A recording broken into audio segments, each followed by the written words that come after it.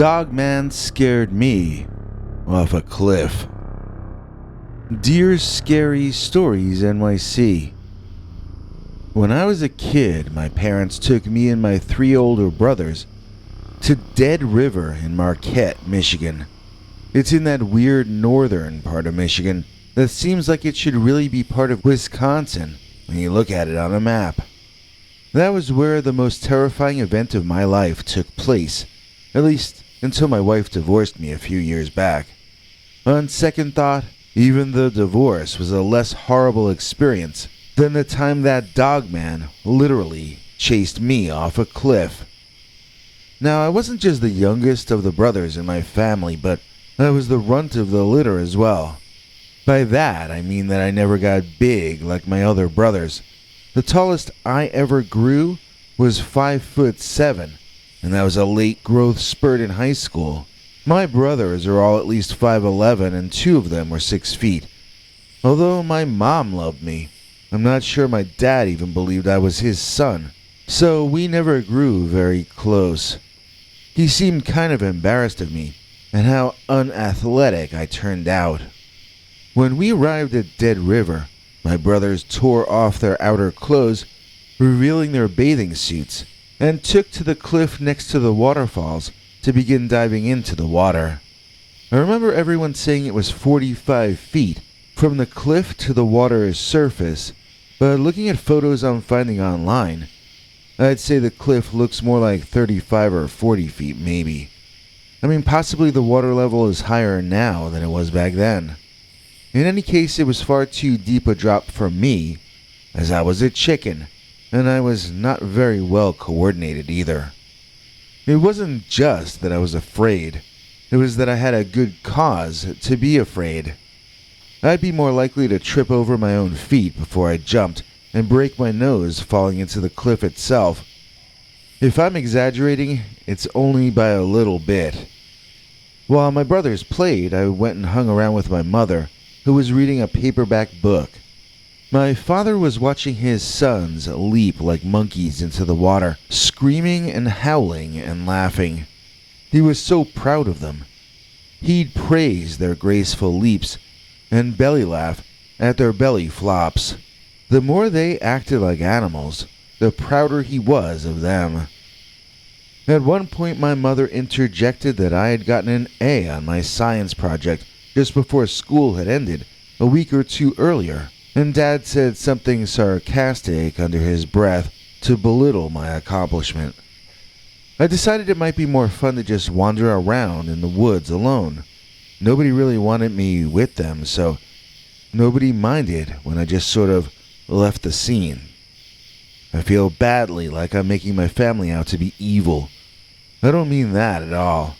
I was just a weirdo kid. Why would they want to be around a weirdo kid when they had each other? Just because they all liked each other doesn't make them bad. I was the different one. I was the one who had nothing in common with anybody. I was bad at sports, but got good grades at school.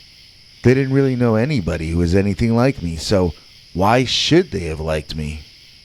I was one of those kids who liked monster movies because I knew what it was like to be a monster. Nobody wants to be your friend, and you're going to have to get killed at the end so that everybody can feel safe again. It doesn't make you bad, and it doesn't make them bad either. It's natural to have monsters like me in the world, just as it's natural to hate me and to want to set me on fire or whatever. I understand both sides of it, believe me. I think I kind of did even back then.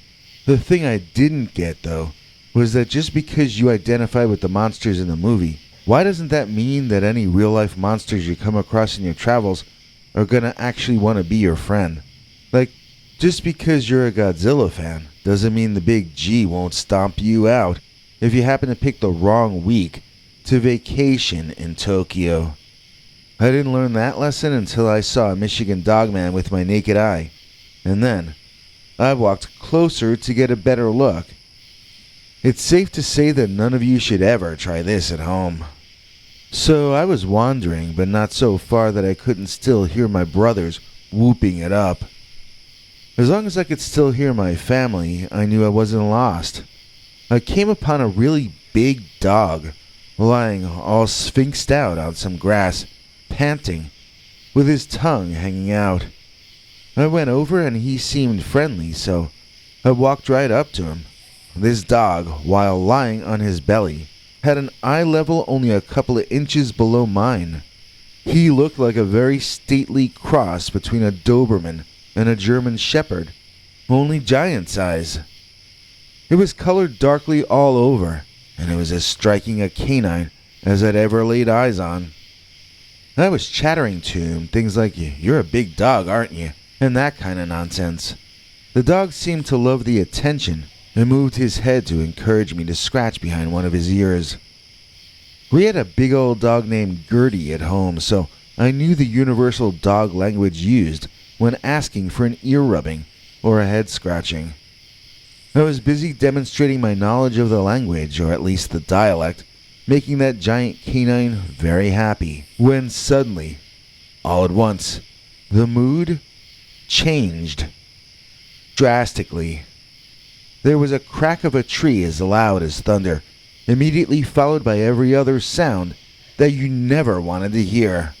I leaped into the air and gasped so hard that I fell into a red-faced coughing jag.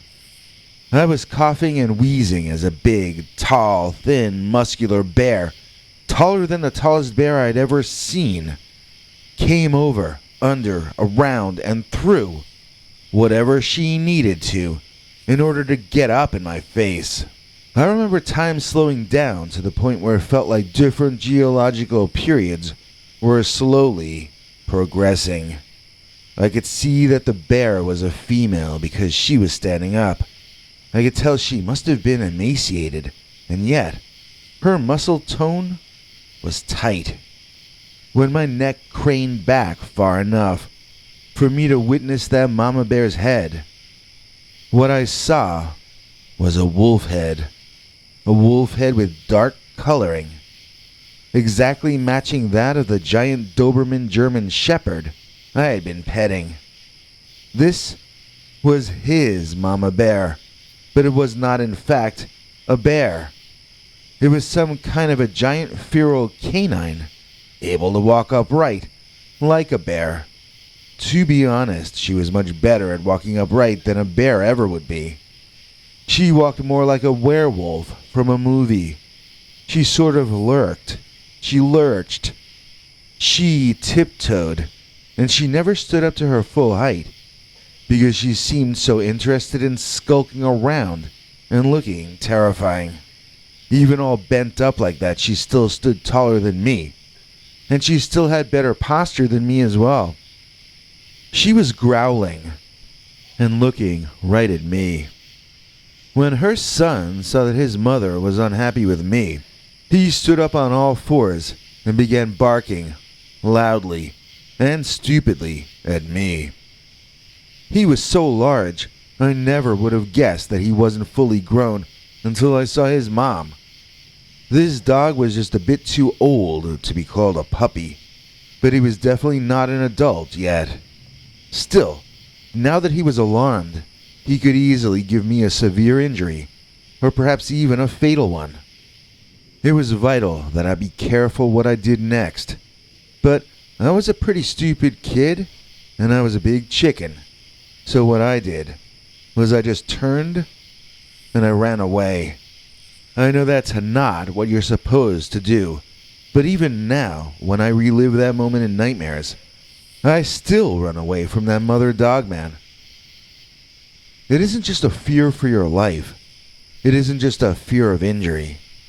There's something about an angry Dogman that is terrifying on a different level or in a different way from anything else that could ever exist or that could ever happen. If you've come close to one of these things, then you can probably explain it better than I can. If you've never been near one, though, then I don't know if I can ever explain it to you. When people used to ask me what my greatest fear was, I didn't know how to answer. Now, I just tell them that my greatest fear is the Dogman. So I was freaking out, trying to understand what direction I should be running in. I tried to listen for my family, but suddenly it seemed as though my heart were beating too loud for me to hear anything other than that. I caught sight of the direction the falls were in, and I took off that way, hoping that I'd find my family, or at least somebody around. The entire way I ran, I saw no other people. I could hear the thudding steps of what sounded like fast-moving elephants behind me, and that kept me going. When I got near the falls but did not see anyone around, those big dogs were still hot on my trail. I didn't see as I had very much choice except to head to the jumping rock and to take my leap down into the water, 35 to 45 feet below. Well, I'm not going to claim it was graceful. In fact, I somehow hurt my neck on the way down. But I did manage to jump off that rock and tumble out into the air, somersaulting. I remember being upside down and falling, seeing both the mother and son Dogman up on the jumping rock, watching me fall into the water.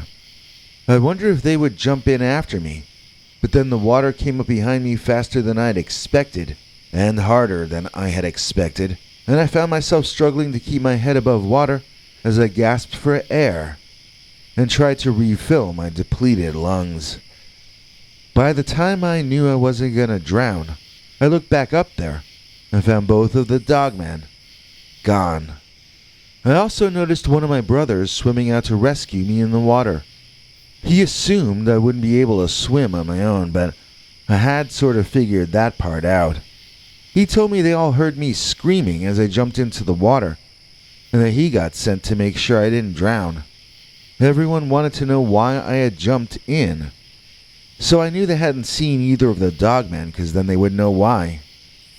I just shrugged my shoulders and my brother laughed at me. When we got back to the family, my mother lectured me that I should never do that again, while my father argued with her that I should do things like that a whole lot more. I have to say I have never jumped off a cliff into water ever again since then, but I admit that even now, at my currently advanced age, I would be willing to attempt that leap once again. That is, if I were once again being chased by the Michigan Dogman. Some peeps like Dogman all the time, others gotta be in the Muda. But one name I always like to rhyme is today's EP, Ron Barracuda. Please join me in thanking Ron Barracuda, one of our $7 members. Join our PayPal club at peterbernard.com at the $7 level this month and get to see sneak previews of stories that the public won't get to see for days or a week later. That's peterbernard.com, and only for those joined at the $7 level. Here with more deets is our international spokesmongrel Henry Lee Dogman. Hank? Thanks, Biggie. And thanks to all of you for watching this far. If you liked it, please click like. If you'd like to see more of our work, please subscribe. And also click that bell icon if you'd like to be notified when we put out a new episode. To become an executive producer, you can donate to us through the thanks button under each of our videos or through our paypal.me/PeterBernard209 page. To receive cool perks like secret uncensored Dogman episodes far too wild to ever run on this channel, you can become a YouTube channel member by clicking the join button, or join our PayPal subscribers club at peterbernard.com. Joining either at the $3 a month level or above gets you access to our over 25 hours of secret uncensored Dogman stories available nowhere else. Do you have a scary story about Dogman or some other kind of high strangeness that happened to you? Let us know by emailing us at scarystoriesnyc@gmail.com or by leaving us a voicemail message at 804-LA-SCARY. You may need to call back on that one. It cuts off after I think 3 minutes. And if you don't want to do any of that stuff, thank you for simply watching to the end. Good night, and have a scary tomorrow.